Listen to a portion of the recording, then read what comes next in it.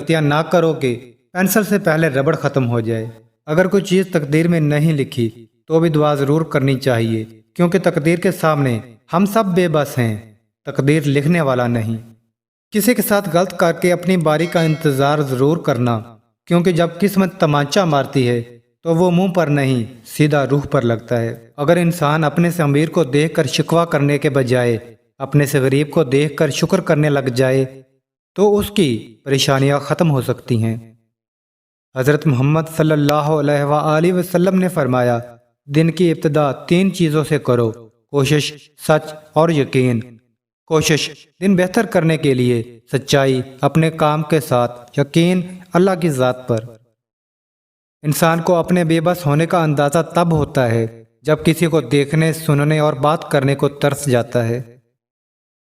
اپنی زندگی ایسے جیو کہ اللہ کو پسند آ جاؤ۔ دنیا والوں کی سوچ تو روز بدلتی ہے۔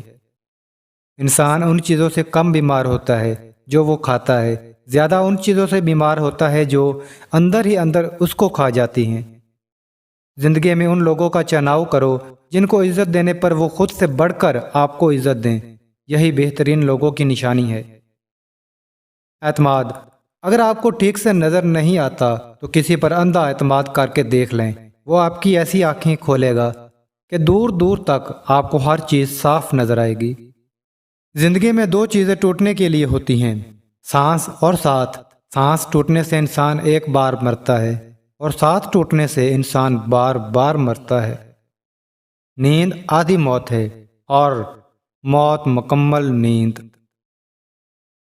یقین اور دعا دونوں نظر نہیں آتی، لیکن ناممکن کو ممکن بنا دیتا ہے۔